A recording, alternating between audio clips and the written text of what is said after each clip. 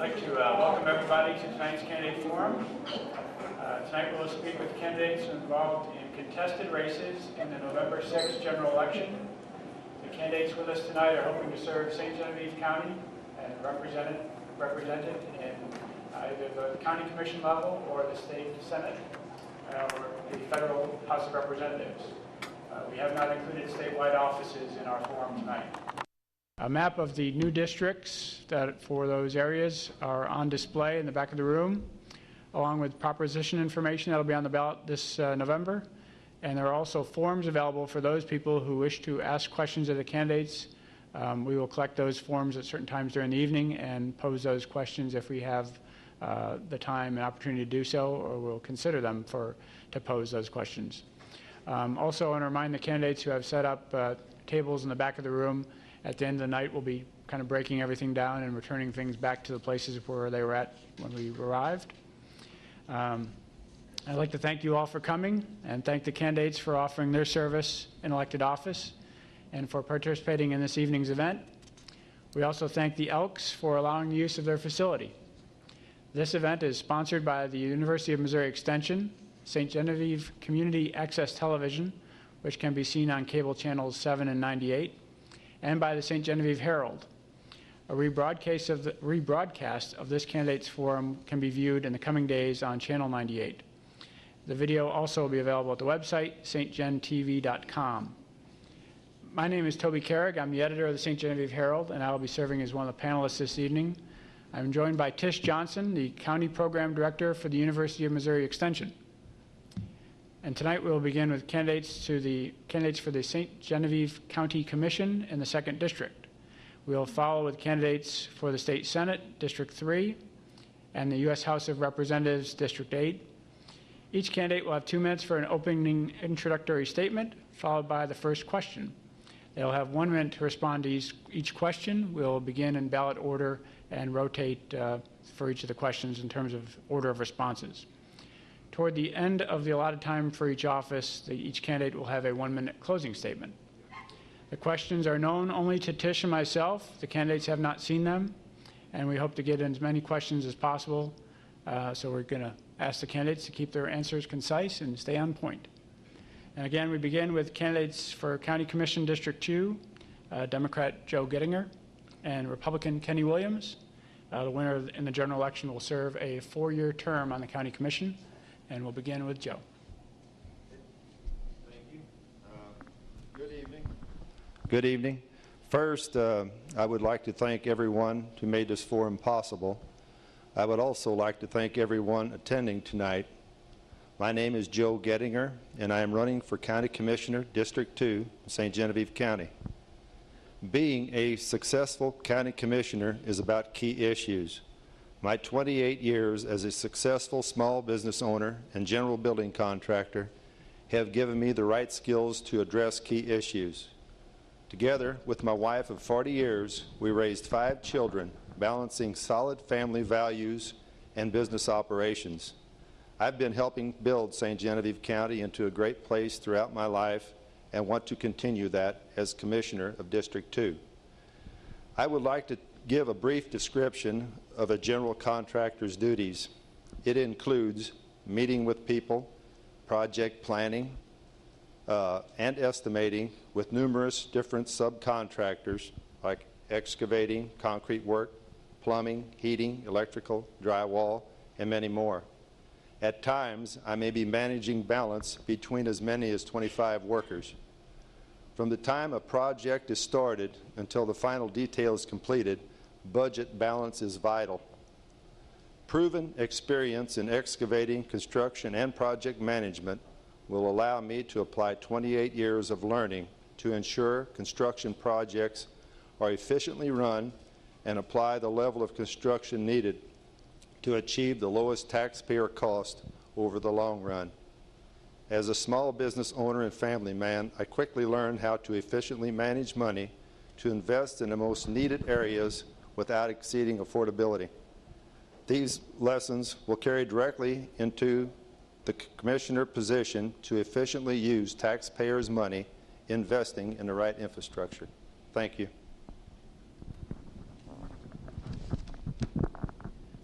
So my name is Kenny Williams.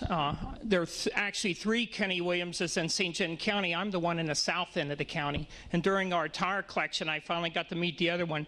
But I've been in excavating for 35 years and working with construction work for 35 years now.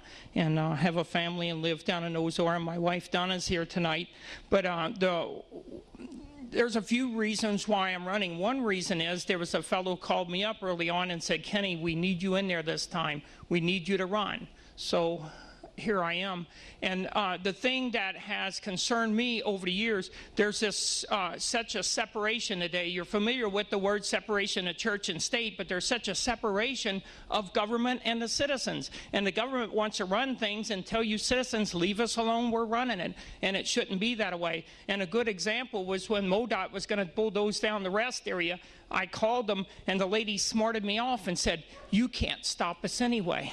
I said, lady, maybe I can't, but I'm going to get somebody fired over this, and I'm still chasing that guy down. But me and my sons went protesting down at MoDOT's meeting, and we got to speak to the board, and the people of Cape Grotto responded so well to us protesting down there. We are going to have our rest area remain in St. John County now. They promised me the last time I spoke on the phone, they said, Mr. Williams, we will not ever remove that one. But not only that, we saved the rest area down in Cape County also. And they say they're short of money, the reason they wanted to bulldoze it down. No, they were going to build a new welcoming center down in Prairie County, down in Steve Tilley's district. St. John was going to lose again. So government don't want to listen to the people. It's like we're doing what we want. But I want to be a candidate that listens to the people. You guys are going to hire me if you elect me your commissioner. And what I think is not as important as what you think, because you're my employer. And that's what I'm running with, is that I'm going to speak up for you. Thank you.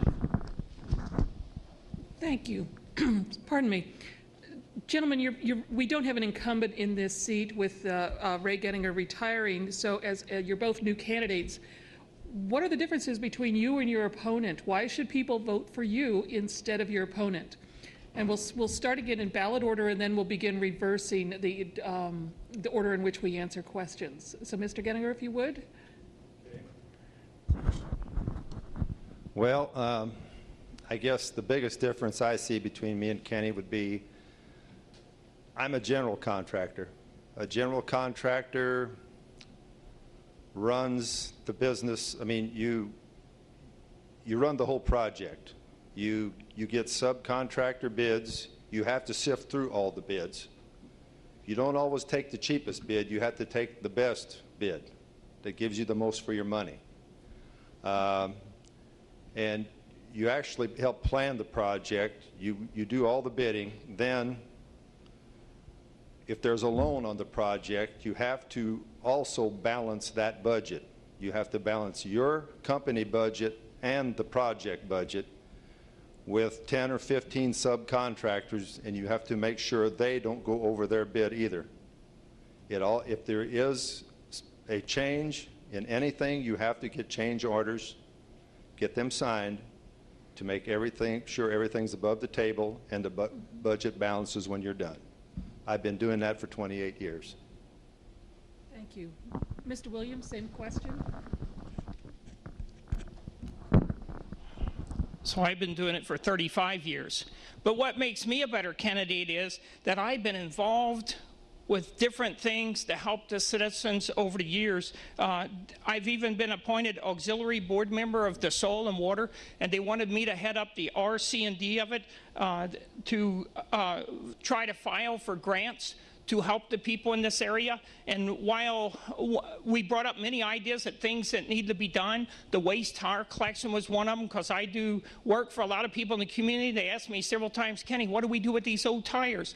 And while searching for a way of disposing of these old tires and trying to apply for grants, which we was turned down on, Richard Allen from the Department of Natural Resources said, we allow each county one time to do this. But it was a year waiting list. I said, put me on it. And then he called back and said, hey, we had a person cancel around Easter. Do you want it? Yeah, we'll do it. Can you get the word out good enough? Well, Richard Allen had told me that if every tire was equivalent to car tires, and some of them were large, if it was equivalent to car tires, the way they calculated, we had 82,410 tires collected. Thank you. Let me ask you about one of the major topics for the County Commission, and that is the county's roads. Since the county voters approved a tax 2 years ago for roads and bridges, the county has paved about 6 to 8 miles per year of county roads.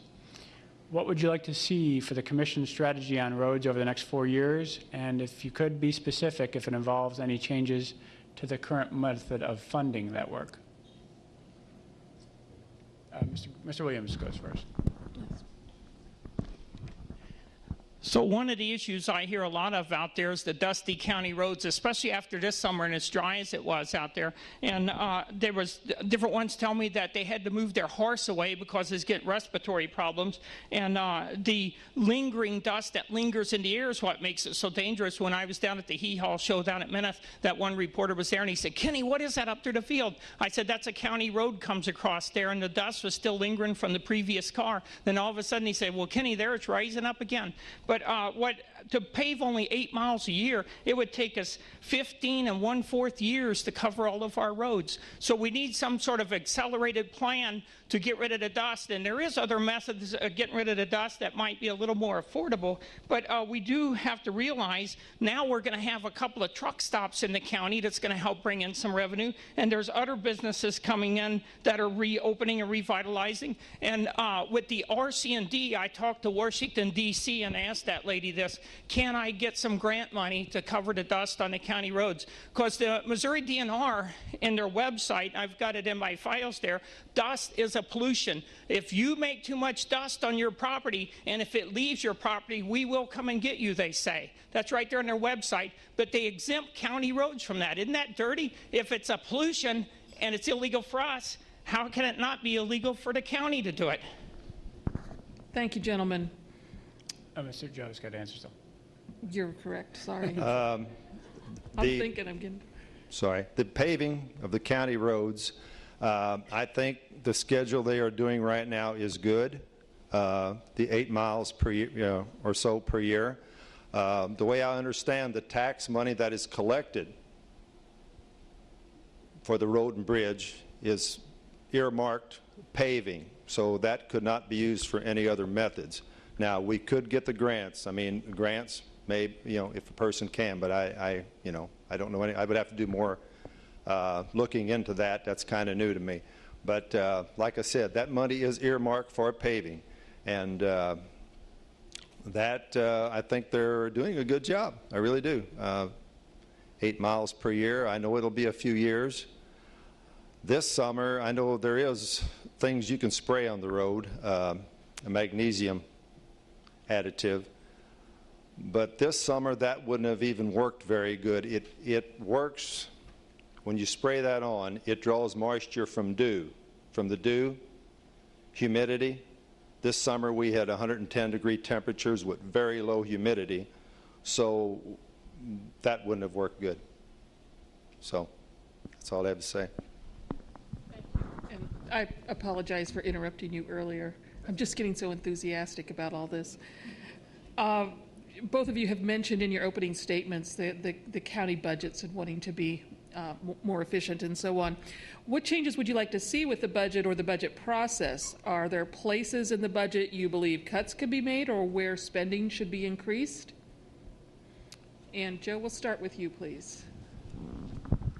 I would have to do a lot more looking into the budget. I've sat in on a few meetings, but I cannot tell you where we can cut without getting into it. So, sorry, I can't help you on that one. And I must say, Joe's very right on that. Here's the county budget they gave us when I sent the fellow in to ask for one. If anybody could look at this and interpret it, you're way better than I am.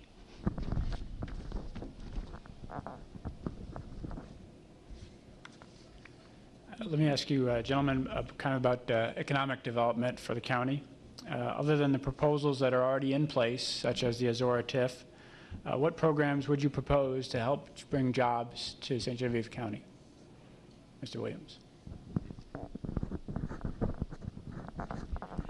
I think we see a growth in jobs already, and one of the things that hinders jobs in this area is government regulations, and there's so much red tape to go through. You see how long it took Wholesome to get opened up here, but I've kind of made a list of a few of the, like the truck stop open up in Ozora, the Love truck stop in Bloomsdale. Now we got the Bloomsdale Medical Center. The convenience barn is expanding out at Bloomsdale. Butterfield Apartments are building here, and the way they talk, they may expand, and the New Bourbon Port Authority. So far as jobs, private industry is way better than creating jobs than what we are. But and I'm going to throw this in at this time because I don't want to miss this, but one thing that I was going to speak up when you talk about jobs is our county road workers. I talked with them. Did you realize they only get paid once a month? And they said they requested pay every 2 weeks and they were turned down. And I was bothered by that. And I said, why didn't you send your union representative in to say something to them? He said they did. They threw him out. So I want to see our county workers get paid every 2 weeks, not once a month.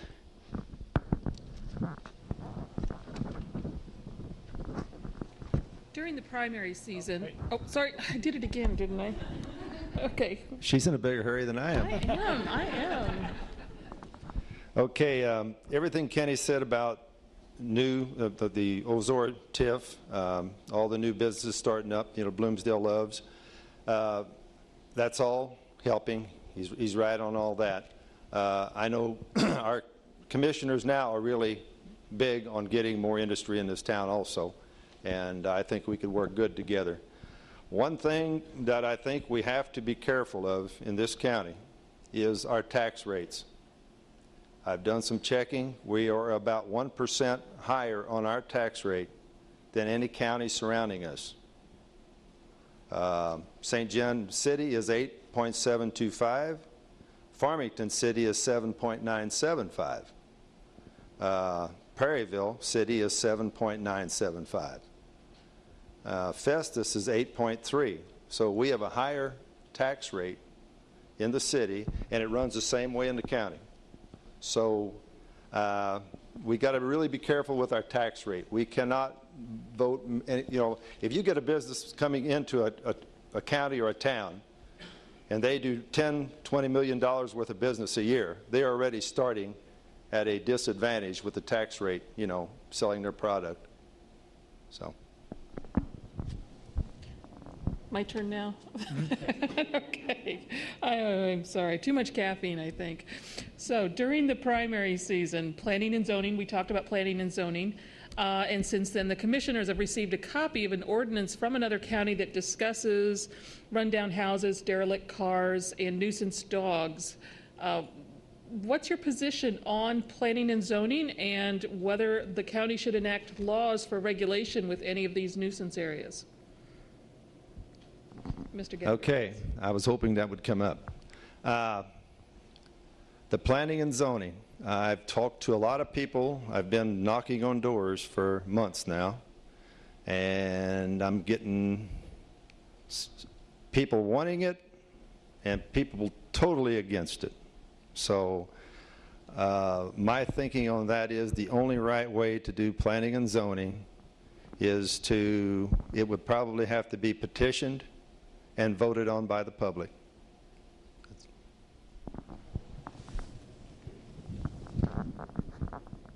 I remember the last time when we had planning and zoning. Matter of fact, this winter I was doing some home cleaning and didn't realize I was going to run for office. And that big planning and zoning regulations, I tossed it away then. So I just lost it a few months ago.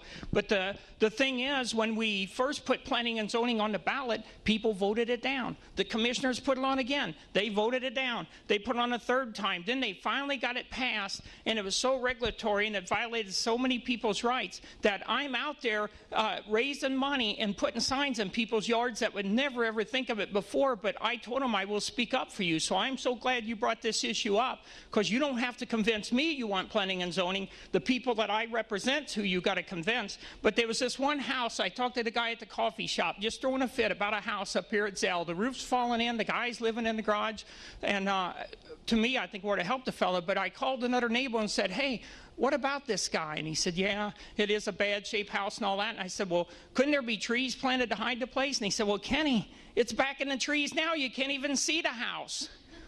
What's the problem? And if the guy wants to live that way and he's not bothering nobody, I don't think the government ought to be going in there and bothering us on our personal, what we do at our home. And everybody that wants planning and zoning, they ought to visit your house first and be sure you're in regulations.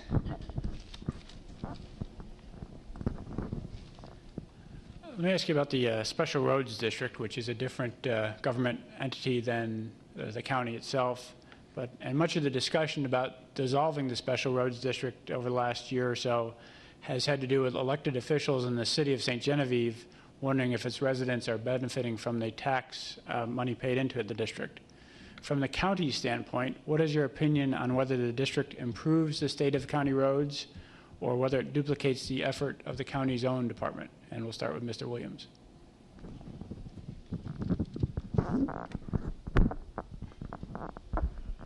So it's not easy to get information on a lot of things in this county if you're running on the side that I am. But I did kind of consider this issue some, and what I want to know, why was it formed in the first place? Was it so that we could get special money from the state or from federal? Why did we form it in the first place would be the first question that I would get once I'm elected commissioner. Maybe it does have benefits that we don't know about. They're not telling us everything. So before I can say we should get rid of it, I got to know more. I can't go in there and just say this and that until I'm educated on what needs to be done.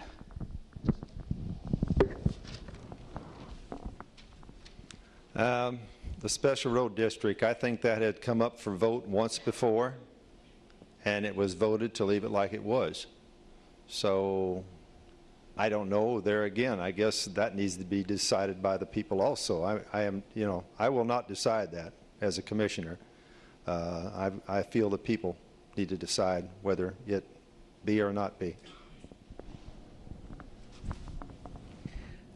Last year, the county commission provided the Fair Board, which is a separate nonprofit entity, with some discretionary funds that they had available. What do you think should be the county's policy towards the fair and its relationship with the Fair Board and the management of the county-owned property? Well, that's a real good one. I think that the Fair Board, I guess, it depends on what they're making on the fair. If they're just breaking even, I think it's a good thing the county helps them. Now, if they're making money, that's a different story. But I don't know enough about that to, I don't know, that's there. I don't know if a guy could get a look at their books or not. That's a good question, though. But like I said, if they are breaking even or losing money, I think the county should step in and help.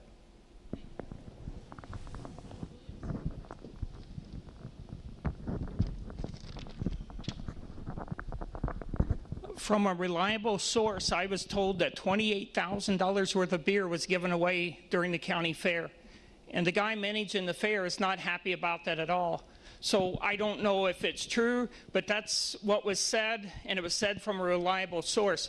But with the way the fair's put together, there should be no problem with generating some revenue, of at least enough to take care of itself if it doesn't make the county anything.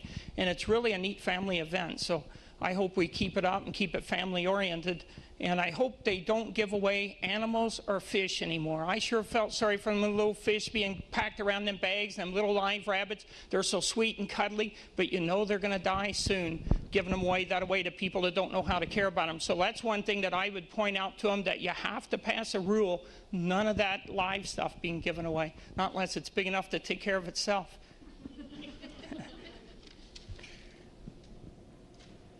Let me ask what steps you would take to be more responsive to your constituents. Mr. Williams. Yes. I think I'm pretty responsive already. If you call my home, and I am keeping my home number, I hear so many people saying I'm getting rid of my home number, and actually I've got a home number, I've got a fax number, and if you get my answering machine, take time to listen to it because it's going to give you my cell phone number before it's done, and then you can call my cell phone right away if it's something you want to tell me about right away. But so far, I try to respond even to the calls that I don't want to. I still call them back and talk with them. And for the most part, the people of St. Genevieve are nice people. There's only some of them that got pretty vocal in the area of zoning and regulating when they thought maybe it would be an issue again. Now, they got pretty loud, but they were just voicing how much opposition to that. But call my home and you'll get a response call back. Thank you. Okay. This is final question from me. Oh, I did it again.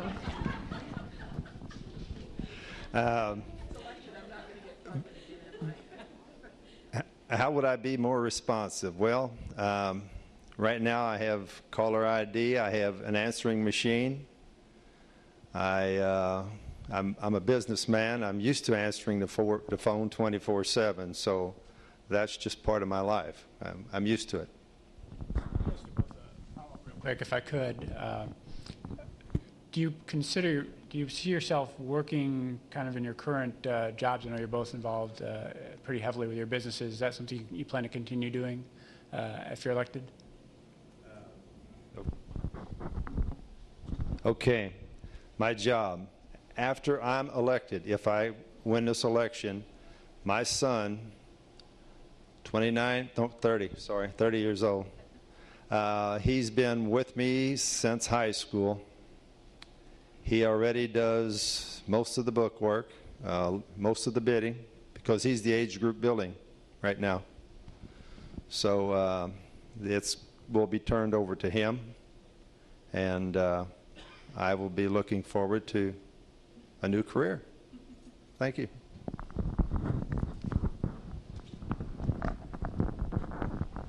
So my nephew is helping me on the job. That allowed me to go home early today and take a nap for tonight. I knew I was going to need it. But if I get this position, I will dedicate the amount of hours needed to be, and if there's any additional hours left, I will continue to work on my job. But if we take care of situations and run things right, I don't think it's going to take a big full-time job being commissioners the way it's set up.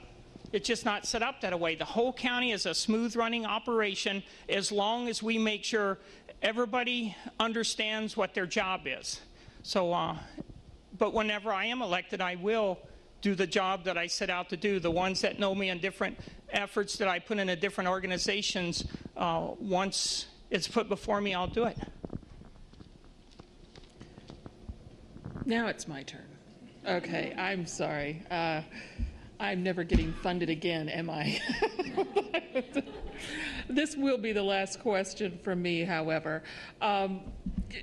This position, if elected, you will start in January, which is a very hectic time for the County Commission because that's also when the annual budget is approved. So given that it's going to be difficult to hit the ground running, what are you doing now to prepare for taking office in January?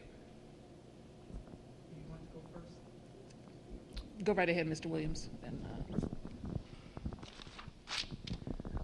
So preparing right now, I'm finding out what you guys want us to do as commissioners. The first thing is, and I do have a copy of the budget I've been looking over, and once I receive that call or notice that it's your job, I don't plan on waiting until January to look at the budget. I plan on driving right to town and say, hey, give me a copy of that budget, and we're going to start working on it right away. So I think my job is actually going to start in November, not in January, because I got to be prepared in January. You never end up jumping into something if you're not prepared. So I've got almost, 7 weeks to prepare once I get the job. I've also got a copy of the budget. I've already looked at it. I've been preparing. I've been going to the meetings at least 6 months, a couple of meetings a month. I went to the meeting here a while back, got lucky, hit the one they were checking 2/3 of the way through the year. They check their books to see if they're on track on their spendings. And I think they had to cut back on a couple of things because the tax revenue isn't coming in quite as well this year as it did last year at this time. So I've already been there to see what's going on. My last question has to do with a TIF for the city of St. Genevieve, which I know the county would not have a lot of control over, but it would be asked to participate with some of the sales tax going to the captured for the TIF, and the county would appoint 2 members to an 11-member board to discuss the TIF project. What are your feelings on a project such as that for downtown St. Genevieve?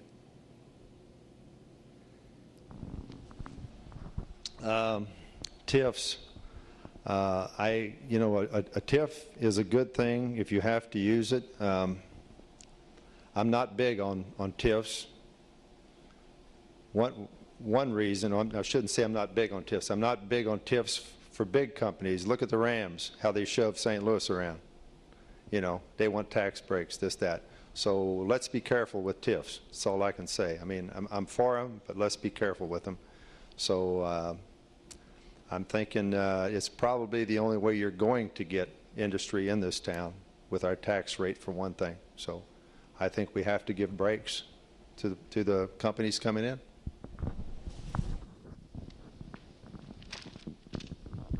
So I went to the TIF meeting that they held for the business out at Ozora, and I learned that just because you want TIF money don't mean you'll get it. There's a lot of regulations with it and certain criteria you have to meet. I live in the Ozora area, and that business has been really declining for several years now, and it's going to be nice to finally have a restaurant back in the area, and I don't know how the fellow could afford it without some TIF. But the thing that I learned was he doesn't get out of paying all of his taxes. They told me that whatever the place has been paying taxes right as it is now before it was fixed up, he's still going to have to pay them property taxes, and there's some other taxes he's still going to owe, but when he improves it, he won't have to pay the property tax on what the improved value is for a certain amount of years. But then after them years is up, then he'll have to pay it. So there's still a lot of tax money coming in from out there, and then the jobs will be there, and then I'll have a close restaurant to go to. So I'm glad it worked out there, and I don't know what they're going to use it for in the city, but I bet the TIF board will look it over carefully. All right, gentlemen, you each have 1 minute for a closing statement. We'll start with Mr. Williams again. First thing I want to say is thank you, Robin Nager, for helping me with my campaign and being my treasurer. It's made all the difference. And thank you to my wife, Donna, and my family for putting up with somebody running for office living in the house. And I want to thank you for all those who donated to my campaign also. And thank you to all of them that made nice comments out there and let me put up signs. Everybody has a really good attitude in the county that they want to be left alone. They don't want to be a nuisance to nobody, and the majority of the people just want to live their lives and be left alone. And I want to be the spokesperson for them people, and I want to bring the issue up again of our county workers. It bothers me every time I think about that they only get paid once a month, and that's going to be the first thing I'm going to work on when I get in. It does cost the county more paying people more if they get paid every 2 weeks, but the county's saving money at the cost of their employees. How many of you out here want to do that? Not me. So I think we ought to pay our county employees every 2 weeks, and we ought to treat them like we want to be treated. And I sure appreciate everybody being here tonight, and thank you all, and thank you guys for having this forum. And hopefully on Election Day, you'll give me the job. Thank you. Okay. The people of St. Genevieve County are hardworking people with a lot of good ideas. So I think listening is critical, a key skill that I will bring to the people of St. Genevieve County. St. Genevieve County's future is important to me, and I believe that I am the right choice for County Commissioner District 2 position. Thank you, and have a good evening. Thank you both. We move on to the State Senate District 3, which is an open seat, as Senator Kevin Engler is being term limited out of the position after his term this year. The candidates are Democrat Joe Follert, Jr., a current state representative for the St. Genevieve area, and Republican Gary Romine. And we'll begin with Mr. Follert with a 2-minute introduction. Well, thank yous all for coming. Well, maybe I don't need the microphone, but as he mentioned, I've been state representative here for 6 years. I'm ending my 6th year in my 3rd term. I was unopposed in the last 2 cycles, and one in 2006. Married to my wife Carol. She's hiding in the back, so I can't point her out. So, but we have 5 children and 12 grandchildren.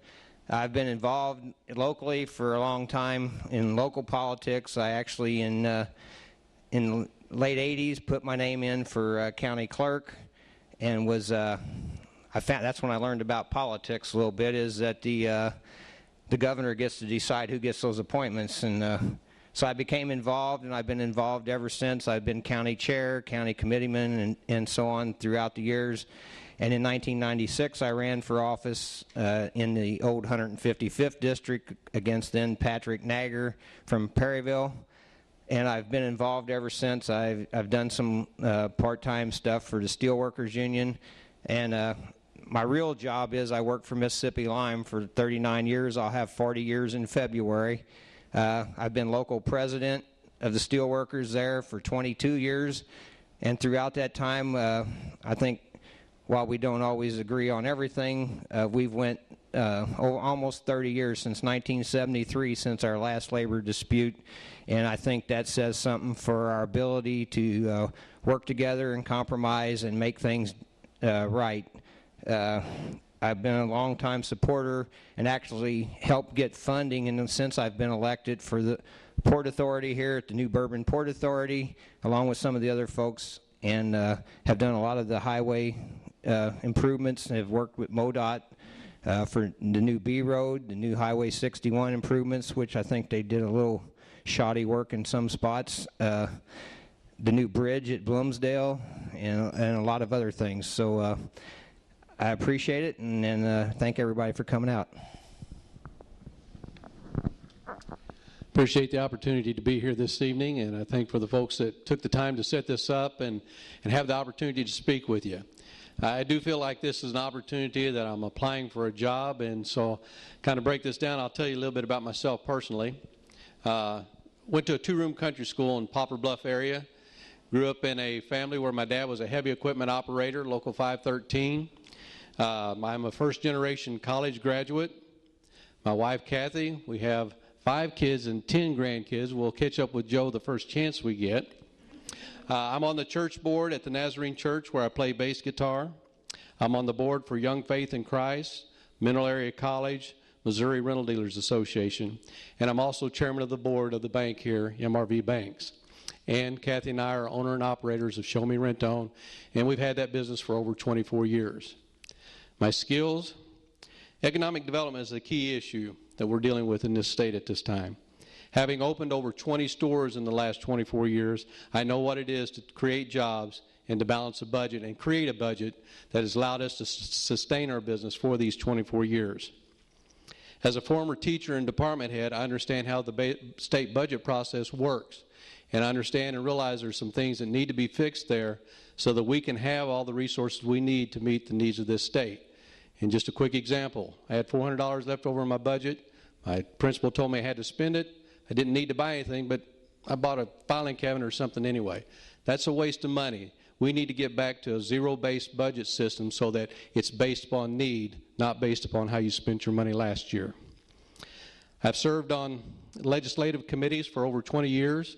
I've been on the legislative committee for the Missouri Rental Dealers for that period of time, and for the last 5 years I've been on the legislative committee for the Missouri Bankers Association. I have also served 3 years in the state senate as staff. 2 of those years as chief of staff, one with Senator Engler and one with Senator Alter. I have the business and management background to serve in this position. I also have the legislative experience to know what it takes to manage the state government and be involved. And with the answers to some of these questions coming up, I hope you will make the decision to vote for me for state senate. Thank you. Thank you, gentlemen. As with the previous race, we'll continue to go alternate answering questions. And my first one is a simple one. If elected, what will be your top priorities that first year? You can go ahead and start, and then we'll rotate from there. Okay, and I've talked to a lot of groups over the last 6 years. My top priority has always been, usually you get asked, what's your top legislative priority? My top priority, as long as I've been elected, is constituent services, and I think there's a reason why I was unopposed for 2 cycles, is that I perform well, I do what the constituents want, and you can't make everybody happy, but people need that call back, and I think my office can provide the most consistent service to move forward, as I've already asked my legislative assistant, who's represented this district that I'm currently serving in, and for not just my term, 6 years, but the 8 years prior, and she's going to move with me to the Senate to carry that consistency on, and we'll just be adding a little more area. So I think that's the most important thing we can provide to our citizens is constituent services, and that's my priority, along with any legislative stuff. And most of my stuff is generally constituent-oriented that I bring forth.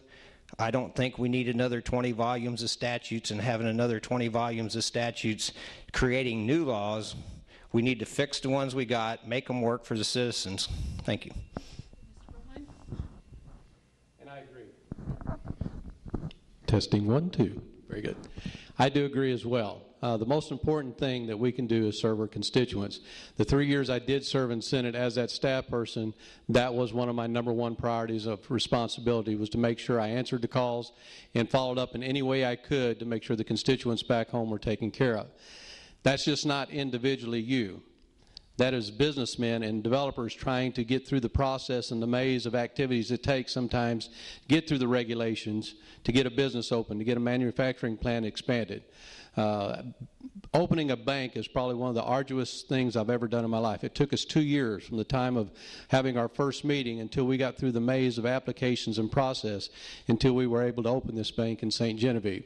I understand the process, the bureaucracy, the maze that you have to get through to get that activity done. And so my experience and background, having served as the person that is responsible for constituency issue, I want to take that experience and share it with my Senate staff person and make sure that we do meet the needs and also make ourselves available to city government, county governments, so that we can find ways to attract and develop additional businesses and industry into this county. I have a follow-up based on what Mr. Fallert said. What would be your top legislative priority? But let's start with Mr. Romine. My top legislative priority would be the budget. Coming from a background of business for the many years and having experienced and observed firsthand the poor performance we have in some of our budgeting process, I want to get directly involved. And I know that this is not a task for one person, but I also know that Ryan Silvey, the budget chair on the House side, had begun the process of holding various agencies accountable and making sure that their budgeting process was transparent to the point that we can see that they're basing their budgets on need and not past year spending. So my #1 priority and my request already has been to be able to serve on appropriations, get involved with the budgeting process so that we're managing the funds of this state the most effective manner possible. Thank you. Mr. Fallert? Well, I think our #1 priority, as Gary's mentioned, is the budget. We have 2 main priorities in the state of Missouri. One is to balance the budget. The other is public education. Those are 2 of our biggest functions that we perform. I think we need to work seriously on both of those, but I also think last year and the year before there was some processes started to curb in what was mentioned earlier on tax credits and whatever, all this. We got $700 million sitting out there at any given time can be claimed for tax credits. We need to rein that in. As far as being on what committee, I know from my personal experience that leadership decides what committees you're on. You can request all you want. You're only going to get what they give you. And I do know that if they think you're in a safe district, which is an unfair situation, that leadership on either party does not treat people the way they need to be treated as far as how they get their committees. So I appreciate that, but I think that in realistic, we need to do curb in tax credits, and we need to get busy on that and ethics reform. Thank you. Mr. Follett, you mentioned public education as a major issue for the state. If a voter was deciding primarily on public education, why should they vote for each of you as best candidate? Well, I've been very consistent. I haven't, like I said earlier, I've had 6 years in the House. I've been very consistent. No matter what my record on any issue, I've been firm. I've been consistent. It's a proven record. I'm not standing here and telling you how I'm going to do something. I'm telling you what I did. And I have protected public education. And if for the folks that, may think we need to move our money around, for vouchers or whatever, transportation for private schools or whatever, I'm not saying I'm opposed to that. I'm saying I was elected to uphold the Constitution of Missouri, and the Constitution of Missouri says that no public monies will be expended for those purposes, and I will continue to do that as long as I'm elected until somebody wants to step up and change the Constitution of Missouri. I had the privilege of teaching high school my first 4 years out of college, 2 years in Branson, Missouri, 2 years in Farmington, Missouri. That's how I ended up in Farmington. I also serve on the Mineral Area Board of Trustees over here at the college, have been there for 5 years, and understand that the importance of education is the most critical thing that we can be looking at in the state of Missouri. An educated workforce will be a successful workforce, and it's got to start preschool through our secondary education process. I've been in the education system. I've stayed involved with the education system. My youngest daughter is a second grade teacher over at Roosevelt in Farmington. I'm not out of touch. I have not lost the touch with what public education and the importance and the value of it is to our community. But serving on the board with Mineral Area College, I realize how important it is that we tailor that education to meet the needs of the community. And most of you in here know how much MAC has played a part in economic development in here, so that when a factory opens up and they need trained workforce, MAC is able to turn on a dime and provide that training and set up a training facility so that that workforce is ready to go when that manufacturing plant is open. With Wholesome and with Saberliner and some of those places, those are examples of where MAC has stepped in and done the training. So I've had my hands on it. I've been directly involved in it. Education is a priority with me. So you take the balance of management skills along with the education background. I look forward to the opportunity to put those together and have a successful education process. For each of you then, are there specific proposals that you would like to see that would assist public education? I know they say they're underfunded on their state formula this year and project to be underfunded by $700 million next year. Are there things you think need to be done that would help fund public education? The number one thing I think, the number one priority is evaluating the budgeting process. Just one small department having $400, you multiply that by the number of departments head in each school district and then that across the state, there's hundreds of thousands of dollars, probably millions of dollars available that if we do a better job of managing the budget based upon need instead of previous year's expenses. I've said it once and I'm repeating myself, but I think it's very important that we understand there is a big opportunity to save the state some money and better allocate it so that we are funding the education to the dollar amount per student that we should be doing. Well, first, I think we have to step back. I mentioned it earlier. We have the tax credit problem that needs to be looked at, but we can't keep cutting taxes. 2 years ago, I'm on fiscal review. We cut $87 million out of the state budget. At the same time, we were trying to figure out where we're going to fund more money for education, parents as teachers, and all those programs. And we cut $87 million out of the budget for corporate franchise tax. That's 1/30 of 1% for corporations with assets of $10 million or more.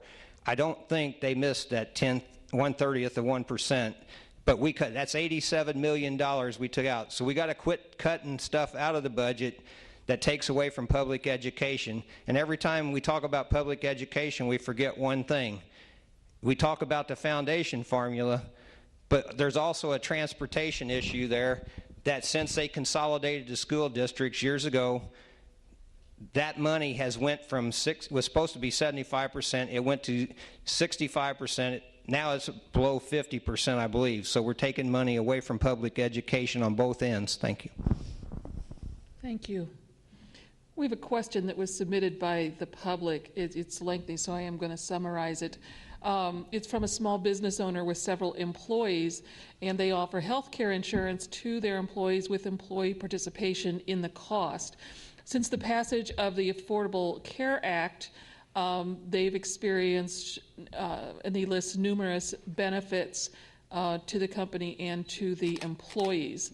And he says that he sees nothing but good news for the future with the Affordable Care Act, especially with the implementation of health care exchanges in 2014. So what is your position on the Affordable Care Act and its impact on Missouri?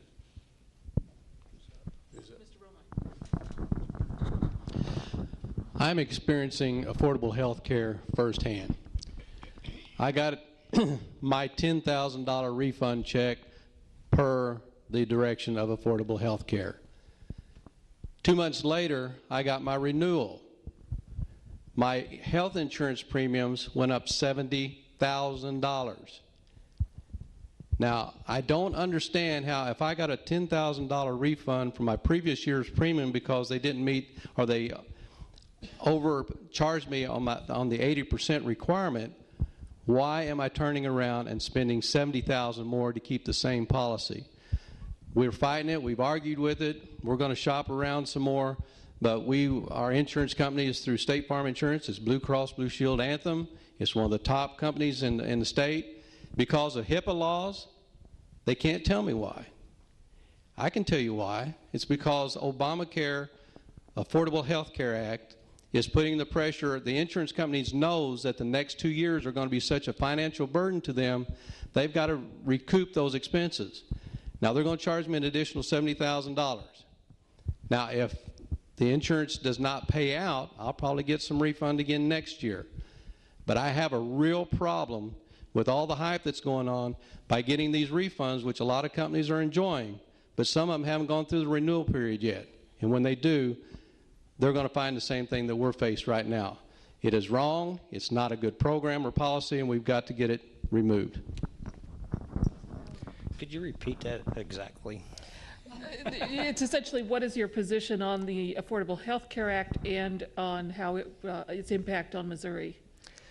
Well, actually, we heard this the other day also at another forum, but my position currently is, as a state, this is a federal program. The Supreme Court's ruled on it. We have to deal with what's happening, whether you like it or you don't. It's going to help. There's some things in it, I think I can come up with 5 things that are good things in it. And one of them is no lifetime caps. Kids 26 can come back on your policy and stay on your policy. No pre-existing conditions. It closes the loophole for seniors on the RX plan. And if there's things in there we don't like, we're going to have to work on it. But at the end of the day, the main thing that I liked is it capped the profits that insurance companies can take. And I understand, I appreciate Gary's situation. And my thing is, until that part of the plan kicks in where they have to get that, they can have to put 85% of their money into the plan,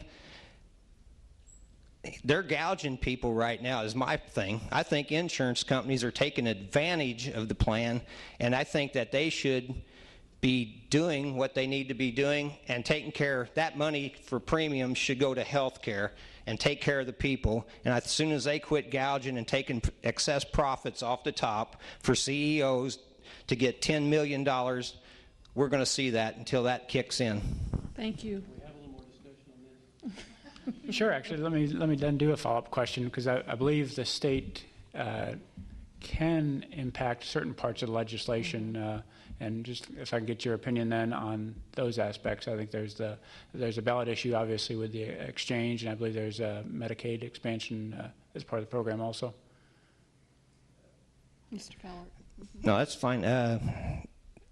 On the exchanges, that's on the ballot. That's really up to the people. One of the things that that ballot issue is really kind of complicated, and I don't think anybody in the room will disagree on that. It's hard to understand, but at the end of the day, if the state of Missouri don't set up health care exchanges, the federal government will. And anybody that says we need less federal government should be looking at this from that angle. On the other side, should the legislature set it up? But what we're hearing out of Jeff City, and I've been up there for the last couple years, is that they're not interested in setting up a health care exchange. So do we let the federal government do it, or do we want to do it on a state level and set it up the way we want it? The biggest problem I have is a federal mandate. If we believe in the Constitution and the 10th Amendment, then Missouri's got to make a stand. Over 70% of the Missouri public voted against affordable health care. We have it on the ballot again in a different form, that we do not want to have health exchanges set up to combat the fact that the federal government is trying to mandate a program on the citizens of this state. The 10th Amendment has got to rise and make a stand concerning this. And one of the biggest reasons is because it's a major tax. It's a tax on all businesses. We pay 90% of the premiums for our employees so that they can have health care. So 90% of that $70,000 comes out of my corporate funds. I am upset, as you can imagine. But I'm mostly upset by the fact that we are on the verge of allowing the federal government to mandate how we live our lives, and we've got to make a stand and make a stop. And this is one place that I think it's very effective that we do that.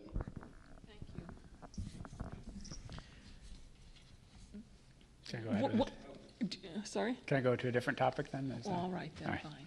Thanks. What I originally was going to ask about was campaign financing, since this race has had hundreds of thousands of dollars contributed to each of your campaigns, for the most part by people who do not live in the Senate district.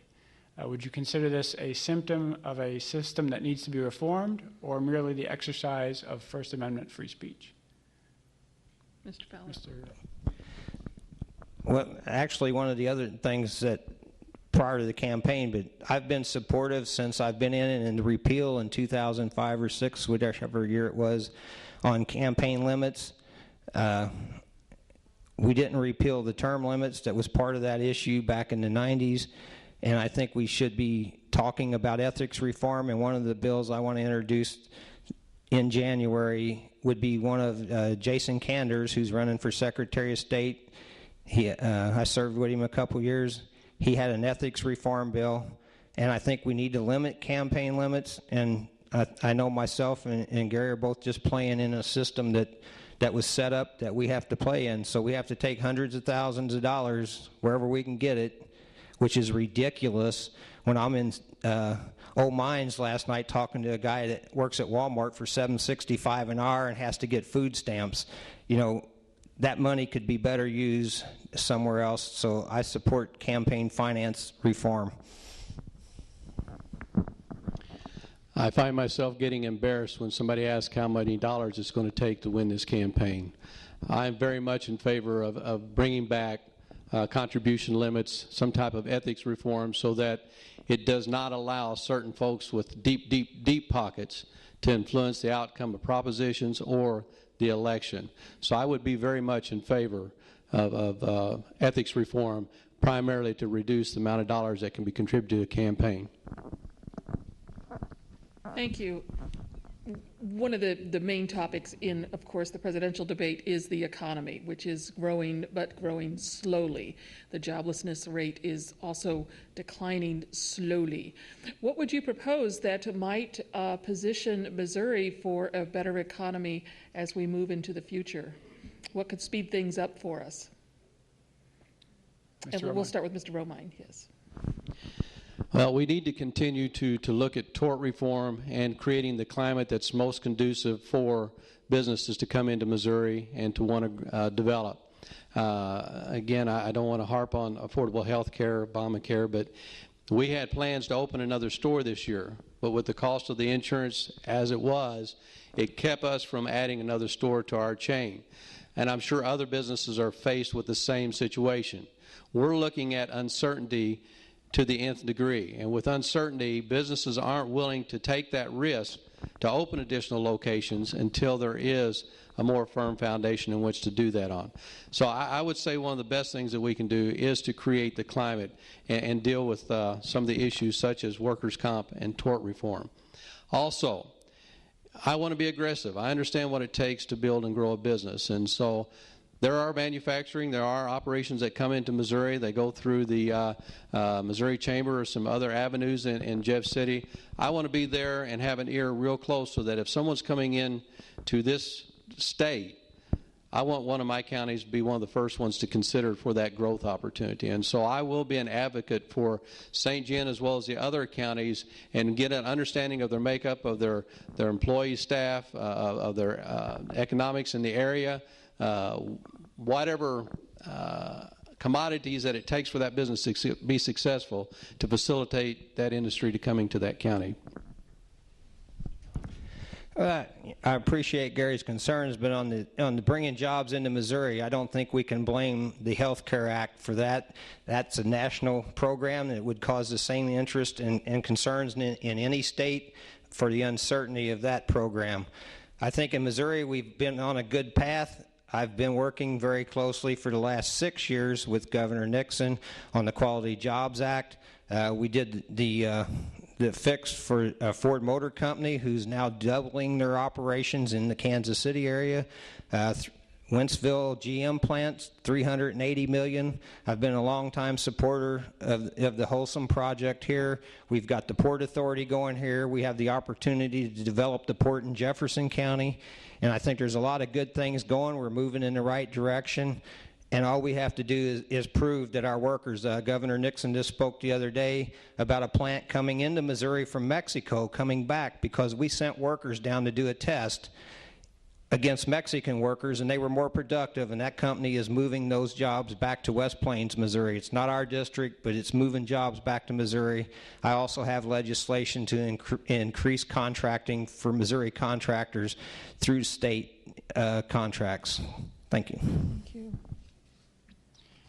Ms. Fuller, you brought up Governor Nixon's name, so let me ask you a little bit about his performance. The polls show he is leading in his race, and if you are elected, either of you, and the governor is elected, and you're able to have a conversation with him about his performance so far and advice for his next term, what would you say? Well, I'm not sure I understand. First term, and what would you advise him for the second term? Well, I would advise the governor, which we talk. I've had the good fortune of representing his hometown for the last 6 years, and the good thing about that for local people is that they're both Dragon high schools, you know, in green and white, so I don't have to wear certain colors if I go anywhere. But I think he's done a good job. He's been very bipartisan. He's worked across the aisles. Obviously, he had to with large majorities in both sides of the building, but I think he's done a good job, and it's unfortunate we had to come back for a special session 2 years ago to get the jobs bill done because we were tied up over ideology and everything else. So I think at the end of the day, he's done a very good job, and I would tell him to stick to the path that he's doing. We're bringing jobs back to Missouri, and I think we can continue to do that with his leadership.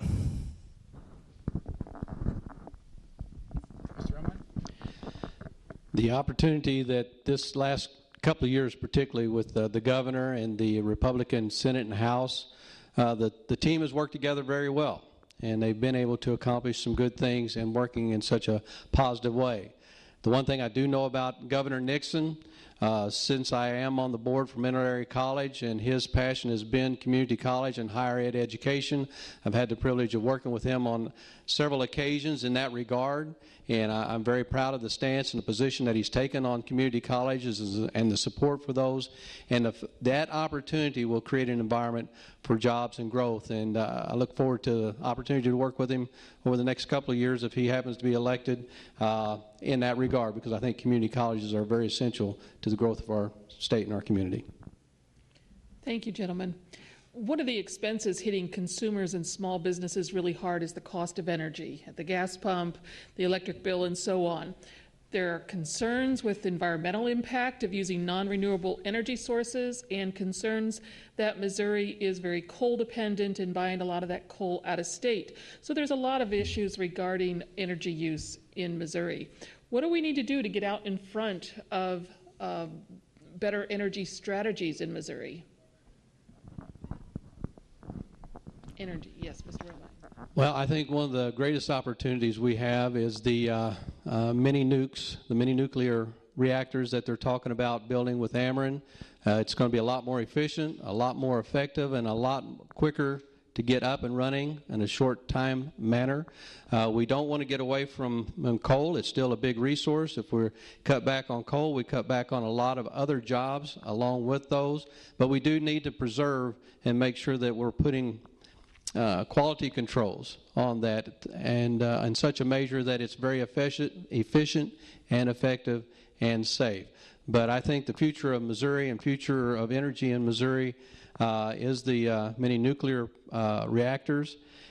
I would like to encourage wind and solar, but if it costs us more to produce that electricity than what it's putting out, then we need to let those tests go someplace else or be done on a small scale, not in such a scale that it's costing our economy a great amount of money.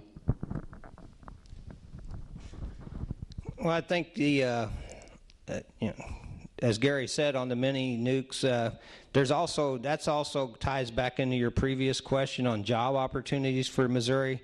Governor Nixon was very out front on that this is a way we can bring jobs to Missouri. If we get in the forefront of this, we'll be able to develop that. On the energy and stuff, I actually did a resolution this year and got it passed and sent to Congress, which some resolutions just make you feel all warm and fuzzy. They really don't do a lot. But we did send a resolution to our congressional delegation on the mercury standards that was brought to me by the Southeast Regional Planning Commission. And we did a resolution, got it passed out of the House and the Senate. And so we have to work with our congressional delegation to work on the undue regulations that sometimes come out of the EPA or that are more bureaucratic, and we have to just continue to do that. And I think on a state level, you'll see that from most of the people in the House and the Senate. So I think I look forward to working on that again this year. From the audience, and also was on my list, what would your position be on Missouri becoming a right-to-work state, and why? My position, obviously, as president of my local for 22 years, would be, and a member of the FL-CIO executive board, would be no. Right to work is a race to the bottom. The surrounding states that have Missouri have right to work laws generally have lower wages, they have lower everything. It doesn't mean anything, just like the test I just mentioned earlier, bringing the jobs to West Plains. That was against the Mexican workforce. So that had nothing to do with what our wages are in Missouri. And I think that driving wages down drives our consumer base down, it drives our taxes down, and I think we need a good middle class, and the labor movement has provided that since their 40s or 50s, and we need to continue that, and I do not support anything related to right to work. I cannot and do not support right to work as well. My dad's local 513 heavy equipment operator. My son-in-law's local 1 electrician.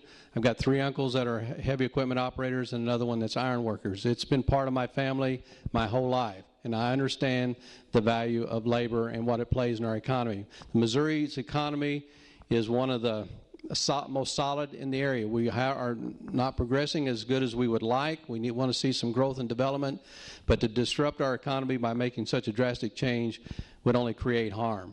I think there's some areas that we need to focus on and get management and labor together to fix some issues, but I don't think throwing the baby out with the bathwater by doing a right to work is the right way to handle that. Okay, we have a question that was submitted by the public that's also on my list. And it has to do with what is your position on same-sex marriage in the state of Missouri? And I'll have a follow-up question to this afterward. The sanctity of marriage is between one man and one woman, and we need to keep it that way. That's our heritage. That's our Judeo-Christian values that we have lived with our entire life. And I do not believe in being angry or being mean or destructive or harmful to anyone, but I do not believe that we have to take it to the other extreme and make it a lifestyle that we accept as a marriage. And so I will not support or accept marriage other than between one man and one woman. Thank you, Mr. Romine. Mr. Ballard? Well, you found a subject we can agree on. I've just answered this question the other day, and it's the same thing as a marriage is between a man and a woman. And I've talked to other groups. I truly support that and have no other way of changing my mind. I just don't believe we should discriminate against people for reasons outside of that, but they should only be recognized for same-sex marriage as one man and one woman. Thank you. My follow-up question is, do you support extending tax benefits to same-sex couples? No.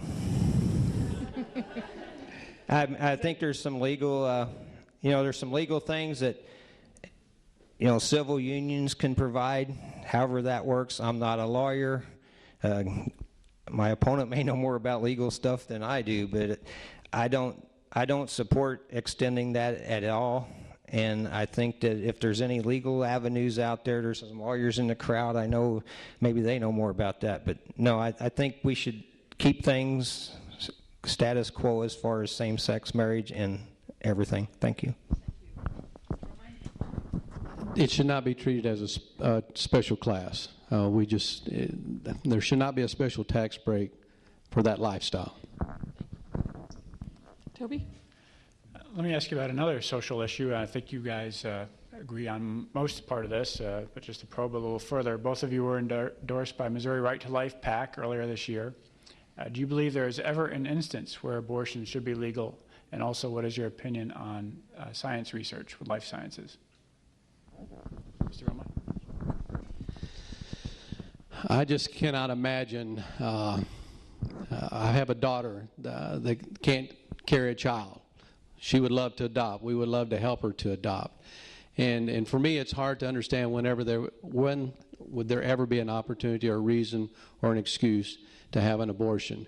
I guess if it came down to the decision of a doctor and that woman and her husband, and it was a death or life or death consideration between the child or the mother, then that would have to be a consideration that the three of them would have to make a decision. I just get so upset with our society that sex has become a recreation. It's not become the thing that it was meant to be, which was a special relationship between a husband and wife. And because of that, we have so many unwanted pregnancies out there, and abortion has become just a form of birth control. And we've got to make a stop. If we want our culture to stand out and be the culture that we really want it to be, we have to make a stand on this issue. It is a critical issue for our country that our moral values are maintained, and abortion is an area where some people don't want to count it as a political issue, but when you really think about it, it determines who our culture is by how we make a decision on that. What was the second part of that question, Nova? With life sciences, do you With support? Okay, thank you. Mm-hmm. I've got a 6-year record being endorsed by Missouri Right to Life, but I have always answered the questionnaire exactly the same every 6 years, and not that I want anybody to make that option, but I have always made the exception for rape, incest, and the life of the mother. Those are the only exceptions that I've ever agreed to, and I've consistently received Missouri Right to Life's endorsement for those 6 years. On the life science, I was one of 9 Democrats last year in special session to vote against MOSARA, the Missouri Life Science thing that my own governor did, and I think that says a lot for our independence within the party to be able to say no. And but anyway, those have been my positions. I've been consistent. I have a record, and I have the endorsement of Missouri Right to Life again. So thank you.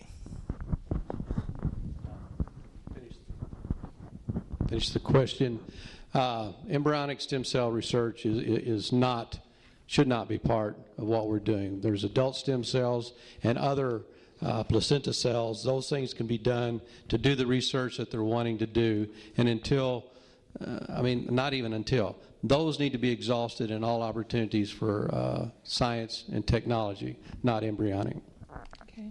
Mr. Fowler, is there anything else you'd like to say on this issue? Okay. Well, if I could follow up, one other thing that just came up this year, which falls under this, which was the religious liberties thing, and I was one of 7 Democrats that voted to override the governor's veto. And again, I think it's important that people understand that I'm an independent thinker. I vote for my constituents, and the number of people I heard from is why I voted the way I did, plus my conscience. And I think that that's important, that that isn't a party issue that either party should be able to claim. I think that there was Democrats and Republicans on both sides, and I appreciate the opportunity. Gentlemen, the 3rd Senate District is going to be vacant because of term limits. What is your position on term limits? Mr. Fowler?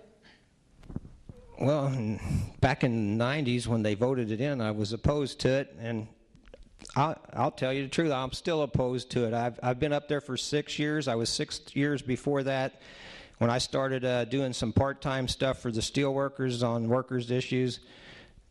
The Democrats were in the majority.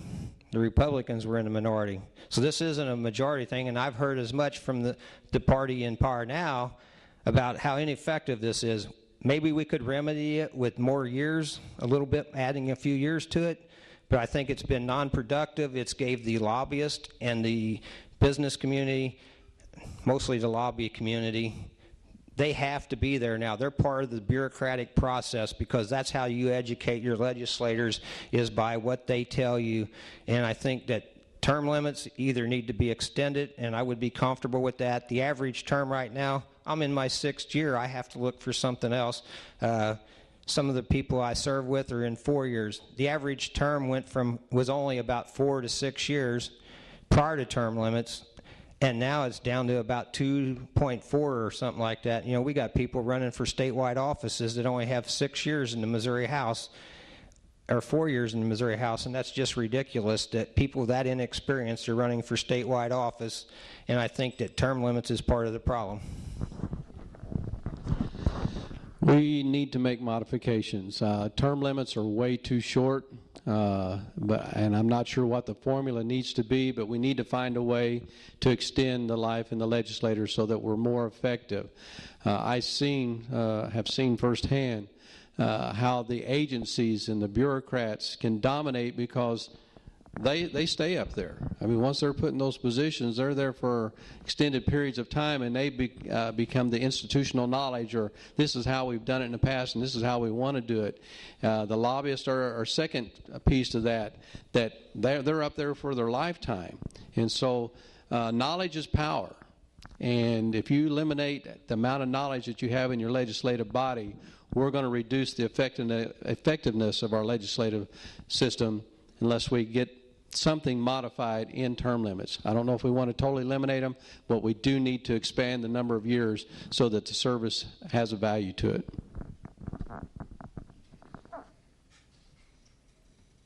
Do you believe that Missouri should require voters to carry photo identification to the polling places? Yes, I do. It's a simple thing. There are so many methods in which we can provide photo ID for voters that it should not be an impedance. If the person cannot afford it, the state's already prepared to find a way to make it affordable for that individual. But no matter what we do in life, we've got to provide a photo ID, and the running joke is we have to provide an ID to rent a movie rental. So why not for voting, which is the most important thing that we can do in our life for our country, is to make good votes and take the time to go out and vote for the issues. And to do that, it should have its credibility. It should be protected in every way it can, and voter ID would be one way to protect that. Okay, we'll cross the line here. I've been on the elections committee for the last 2 years in the Missouri House. Photo ID comes up every year, and it's passed on a couple of occasions, and it's been ruled unconstitutional for whatever reason, and it keeps coming back. And this past year, I asked a simple question. If we have photo ID at the polling place, Who's going to be there to guarantee the authenticity of the photo ID? I mean, I didn't go to college. I didn't do anything like that, but I understand that kids can actually get fake IDs. You know, so what's to keep? If we're worried about voter fraud, what is to keep people from getting fake IDs to go to the polls? There's not been one court case in the last 50 years or longer on voter ID at the polls. There's been a lot of voter registration fraud, and we actually did some legislation to correct that by making people that take over so many samples or cards record that with the Secretary of State's office, because that's where all the fraud is on voter registration. But who's going to guarantee that those people have legitimate IDs even at the polls? We have seniors and volunteers working at the polls. Thank you, They Mr. get Fowler. training. Thank you. Mr. Romine? He already answered. Oh, I'm sorry. I'm so sorry. You have another question? Two or- people, I can't keep track. I don't know. I do. I have one final question. One of the traditional differences between Democrats and Republicans is this ratio between spending on public services that benefits constituents versus paying for those services, the tax burden placed on constituents. How are we doing in the state of Missouri, and what changes do we need to make?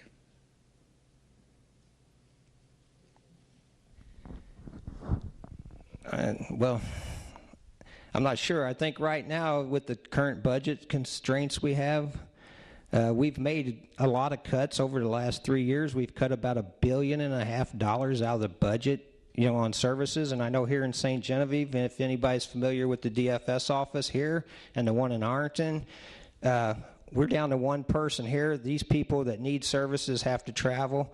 And I think that part of our job is to provide those services to our citizens. I don't want to put a tax burden on anybody, but when people are in need, they need our help. And as a society, I don't think we want to be a society that leaves people in the street without benefits or without any help, and we need to be directing them in the right direction. I think the cuts we've made are about as far as we can go.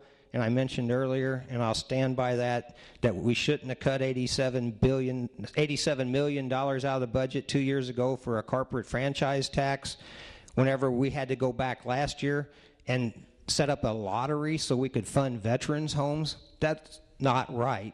And we need to provide the services. And the veterans, when we talk about all these people getting benefits, we're talking about seniors, we're talking about veterans, and we need to take care of these people. They paid their dues, and we owe them. My wife and I have been actively involved in the community on the Ministerial Alliance, the Food Pantry, Habitat for Humanity, Help the Hungry, Pregnancy Resource Center. And what gets very frustrating is when you're around some of these folks and have some friends that work our own food stores, there are folks that are trading their TANF cards, their food stamps or whatever for cash, selling them for half the value or whatever, using that cash for cigarettes, alcohol, and drugs. Now, when we do that, and then these folks turn around and show up at the food pantry for food, there's something wrong with the system. There's a lot of wasted funds when those funds that are supposed to be going to take care of the kids and those that are in need, going for things such as cigarettes, alcohol, and drugs. We've got to find a way to manage our system better. I know it happened in Illinois, but there's a 7-Eleven shop there that was in prison for $1 million worth of fraud in food stamps. One of the things that we can do is bring that system closer to home. The Agriculture Department shouldn't be dealing with food stamps. That's a federal government program. It should be just like MoDOT. Transportation is one of the best examples of how federal and state government works together. The federal government's got the master plan, they send the funds back, but MoDOT manages, and that's the way we should manage our human services as well. Thank you. Well, I have about 5 more questions, but I'll narrow it down to one final one for you. And since you talked about MoDOT, that was actually going to be what I was going to ask you about next. They announced their 5-year Boulder plan with some major cuts last year. While the list of potential projects in this region continues to grow, such as Highway 21 on the west part of the district, and the port here, and Highway 61 renovations to get ready for the port. Some potential ideas to generate revenue include toll roads and an increase in fuel tax. What are your ideas on funding the Department of Transportation? Mr. Romine? This is a tough question, and one that I know that I had the privilege of meeting with leadership a couple of weeks ago in St. Louis, that it will have to be on the table. It's not a Republican thing to raise taxes. That's been the heritage. But we're going to have to come up with something, whether it is the toll roads or an increase on gasoline tax, to provide the funds. As you heard me say on a lot of other issues, let's find the waste and fraud and save our money with health care or with education. But MoDOT's been very efficient, especially the last few years, with their funding and getting projects done. So the only way they're going to get additional projects done is to come up with additional revenues. And so I'm going to not advocate tax increases, but I am willing to sit down and realize that we're going to have to make some hard decisions about the future of our infrastructure and discuss different ways of bringing in revenue accordingly so that we can create smoother, safer roads in Missouri. Well, as a member of the Transportation Committee for the last 6 years, last year we did finally, and Senator Stouffer was the gentleman that started the conversation on toll roads or whatever we need to do. Our bonding that we passed years ago has expired. We have to pay it back. So we're going from about a $1.2 to $1.3 billion budget for transportation down to about a $500 or $600 million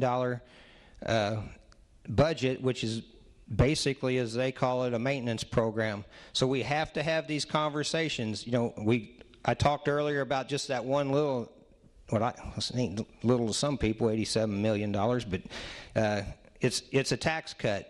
We can't keep cutting taxes. I've never went to my employer and said, hey, I got all these bills to pay. Could you cut my pay a little bit or my revenue coming in because I got all these bills I need to pay? We have to pay for the funding for our ports, our roads, and rural areas deserve these things as much as the cities do. When you drive through St. Louis or Kansas City and they have 4 lanes in each direction, some of that money needs to be diverted back to the rural areas, and we need to continue the conversation on how we're going to fund it. It's going to cost money, and you can't cut your way to prosperity. If we want good roads, they'll pay for themselves through the infrastructure and the jobs that will come in with the new roads. Mr. Fuller, begin the closing statements. Thanks. You get your exercise. No, I appreciate everybody coming out tonight. I'd just like to ask you for your consideration. Like I said, I've been a state representative for 6 years, and I look forward to serving again. I think I mentioned this before, and I mentioned it in the paper. I think we need 3 things, and I call them the ABCs of good government. Accountability, which one would be through ethics reform, and not accountable to millions of dollars being dumped into this political system that we both agree think is insane. Second, we need balance in the General Assembly. That's one, if you follow the legislature, these lopsided super majorities have not been effective. They've been ineffective. It took us months to even pass a congressional map when they had the votes on both sides of the building through their own party, whether I like the map or not.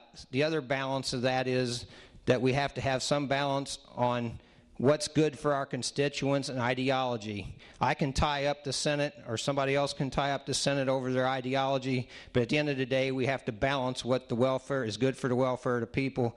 And the other thing is common sense, which is the virtue that we know will help us decide between those 2 issues of what's good for the people and what isn't. Thank you, and I appreciate your vote. He has the ABCs, I got the CCCs. I want to serve on 3 principles. First of all, my decisions will be based upon my faith, my conscience. Second, will be based upon the constituents that I serve. And then third and finally, it will be based upon the caucus itself.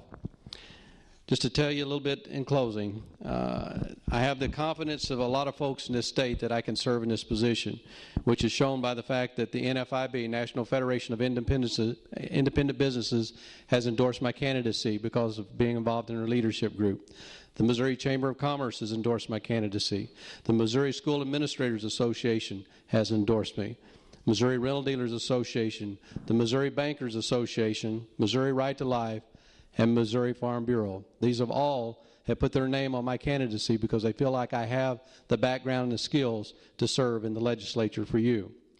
I've lived all my life raising my family, growing my business, and serving my community through the church and through other organizations. I understand what it means to serve, and I ask for the opportunity to serve you as your next state senator. I ask for your vote November 6th. Gary Romine, State Senate. Thank you very much. I'd like to thank you both. Gentlemen.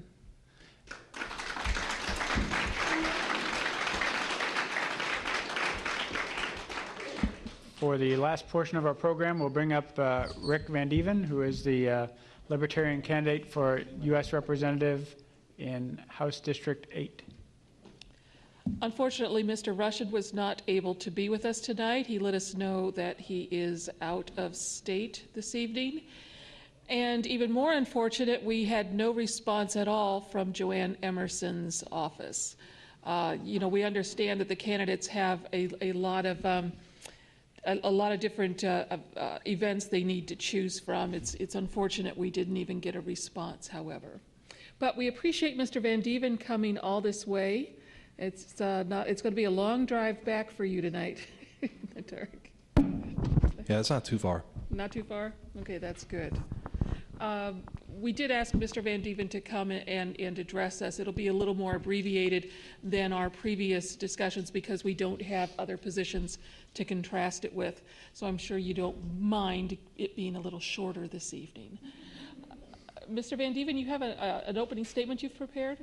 Yes, I just wanted to introduce myself. My name is Rick Van Dieven. I am very grateful to be able to speak to you tonight. It's not very often that third-party candidates get the opportunity to speak in front of people, so I really appreciate the invite. I am a paper maker from Scott County, Missouri. I've been married to my lovely wife, Darlene, for over 20 years now. She's in the room back there. We have 3 daughters, and I am running for U.S. Representative. I am proud to be a member of the Libertarian Party. Being libertarian simply means that I believe that everyone has the right to live their life in whatever manner they wish, so long as they aren't harming other people. Libertarians also believe that no person or group has the right to initiate force against another person or another group. I do not recognize any discernible difference between the Democrat and Republican parties, and I blame each equally for the mess that we are in. I also place a lot of blame on the voters for continuing to reward the duopoly parties with powerful public offices. Instead, I offer a real choice in politics. If elected, I will focus on fixing our economy through ending the wars in the Middle East and North Africa and ending the Federal Reserve System. I also want to restore some of the civil liberties that we have lost by repealing the Patriot Act and the NDAA. Excuse me. I also believe that it's time to acknowledge that our current welfare state is unsustainable, and I have the courage to address the burden of crony capitalism and Social Security that is placed on our society. Thank you.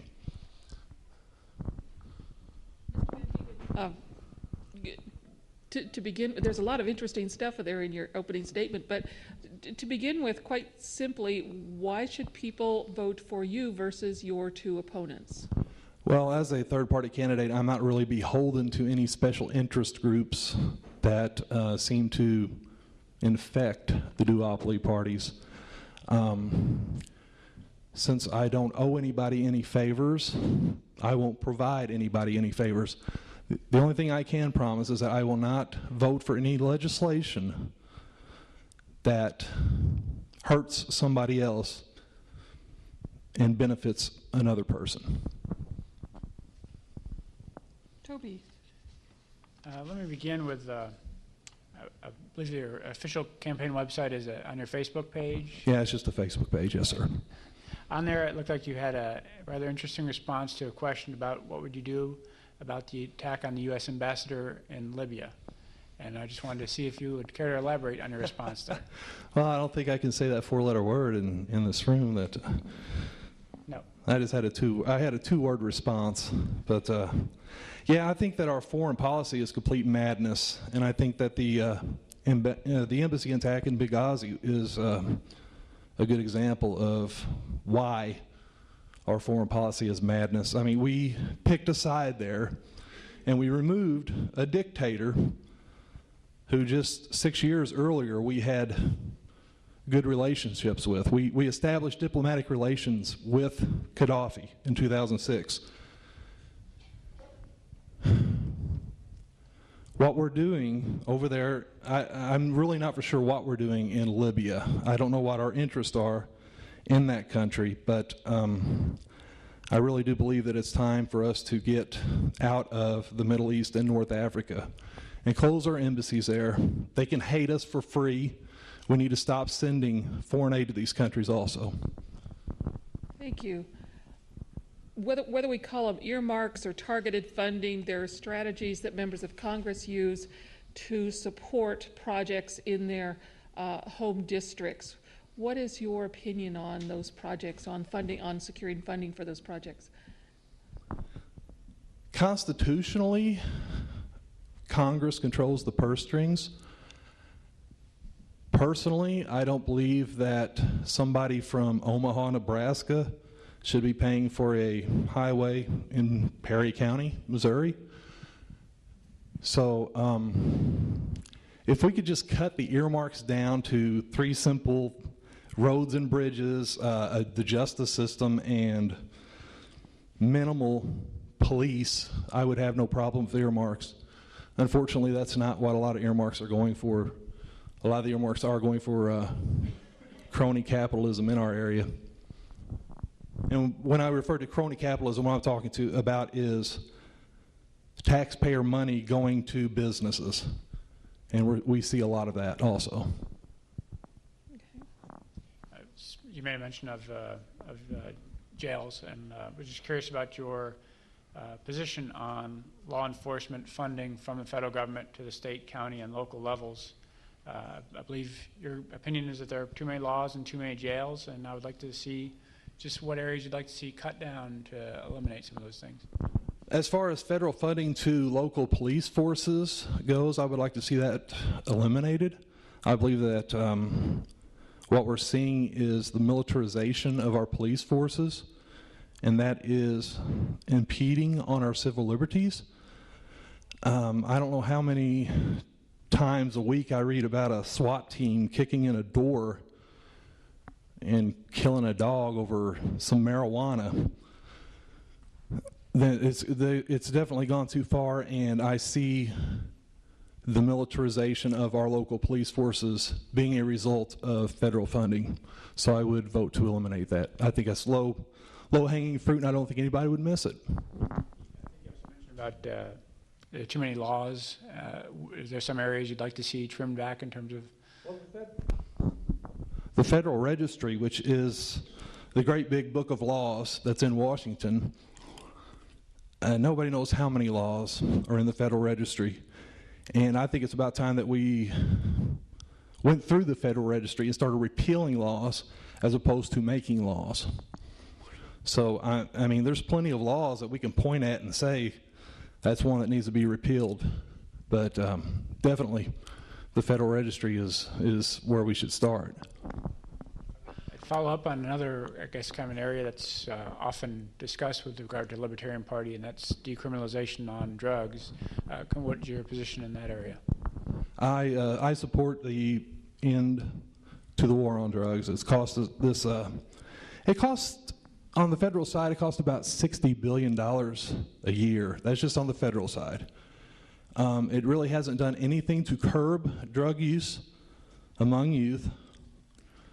And what we're seeing is a strange marriage of sorts between the drug cartels, the law enforcement and the politicians to keep this war on drugs going, because it's very profitable to keep drugs illegal for those three parties. So yes, I do support a complete repeal of the war on drugs. I'd like to understand better the libertarian platform with regards to the environment. What do you think is the biggest environmental issue, and what would you propose to do about it?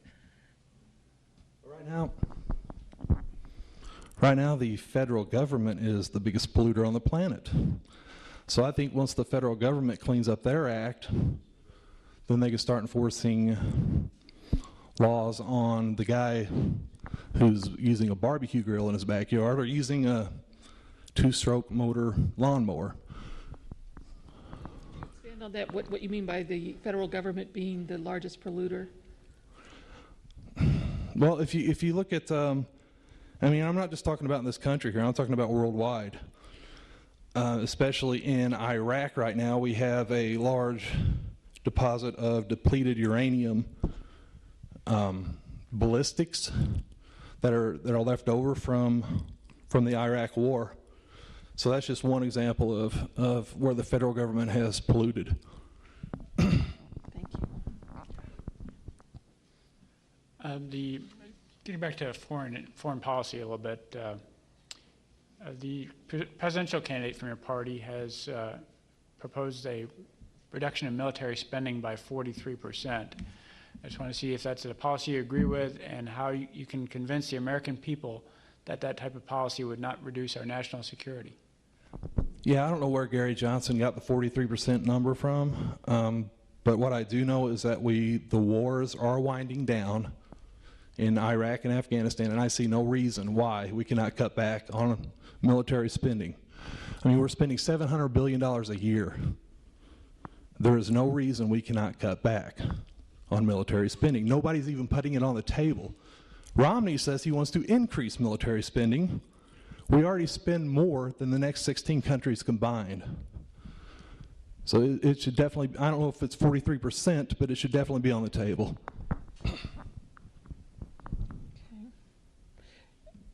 Going back to a question I asked the others, the economy is obviously a major concern nationally and in the 8th District.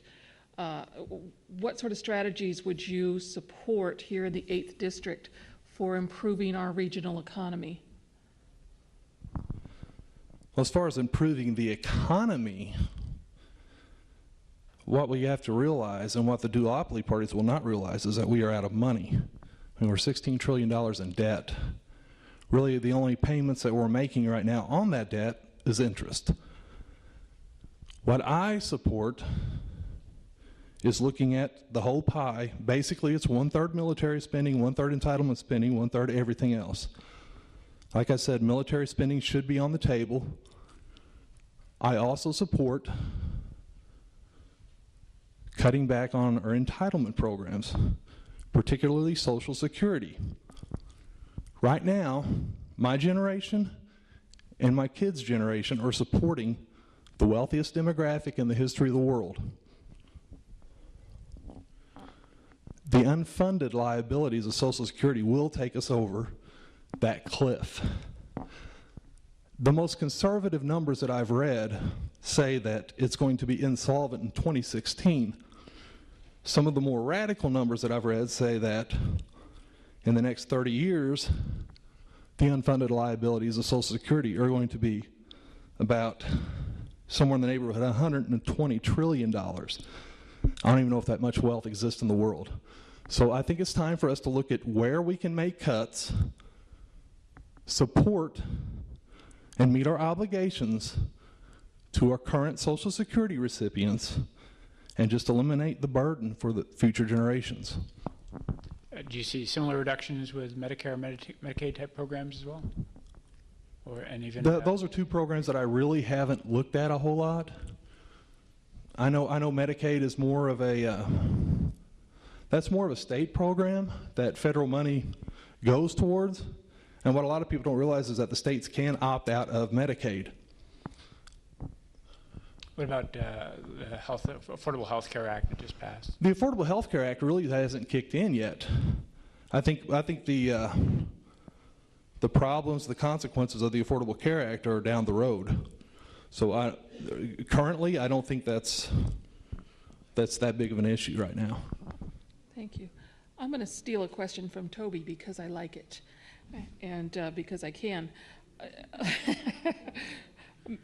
Many Americans see themselves as independent. I hear a lot of people telling us they're independent voters and they're frustrated with the current system. So what is it that prevents the Libertarian Party from getting a larger percentage of the vote? We're poor. I mean, seriously, that's what it is. I mean, we don't have the money to really get out and run the kind of campaigns that you see the Democrats and Republicans run. We just don't get the exposure. Okay. I'm going to steal one of mine. That's all right. Are there parts of the federal government that you would like to see eliminated altogether? Number one, the Federal Reserve, even though it's kind of a quasi-public-private entity, the problem with the Federal Reserve is that they can create money out of thin air, and it really takes the politicians off the hook whenever they're making budgets. They can just go to the trough and poof, more money. So instead of taxing us, which we'd probably be in revolt right now against the federal government if we actually had to pay for the $16 trillion debt, I would eliminate the Federal Reserve, number one. Some of the lower hanging fruit, I think the Federal Department of Education can be eliminated. Really about the only thing the Federal Department of Education is doing right now is regulating how we educate our children in our communities. And I don't understand how a bureaucracy in Washington, D.C. can tell people in St. Genevieve, Missouri, how to educate their children. Thank you. This will be my final question. It's a big issue, but can you summarize for us your position on immigration and on undocumented workers? As far as immigration goes, I believe that peaceful people should be able to move across borders without interference. If you look at the arguments against immigration, you will find that it's going to be the war on drugs and the welfare state that people are actually arguing against. A vibrant economy needs unskilled labor. I have no problem with immigration, and I have no problem with employers hiring whoever they want to hire. All right. If you would like to close, we'll give you a minute to put out a closing statement. Well, once again, thank you. This is the 20th anniversary of the Missouri Libertarian Party, which I'm a proud member of. I just want to read our statement of principles real quick, if my mouth doesn't go dry. We, the members of the Libertarian Party, challenge the cult of the omnipotent state and defend the rights of the individual. We hold that all individuals have the right to exercise sole dominion over their own lives and have the right to live in whatever manner they choose, so long as they do not forcibly interfere with the equal right of others to live in whatever manner they choose. Governments throughout history have regularly operated on the opposite principle, that the state has the right to dispose of the lives of individuals and the fruits of their labor, even within the United States. All political parties, other than our own, grant the government the right to regulate the lives of individuals and seize the fruits of their labor without their consent. Since governments, when instituted, must not violate individual rights, we oppose all interference by government in the areas of voluntary and contractual relations among individuals. People should not be forced to sacrifice their lives and property for the benefit of others.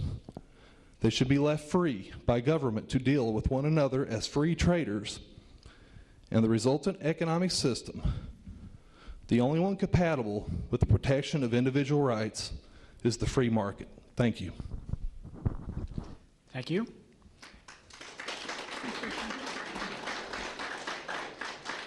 And again, I'd like to thank all of you for coming out tonight.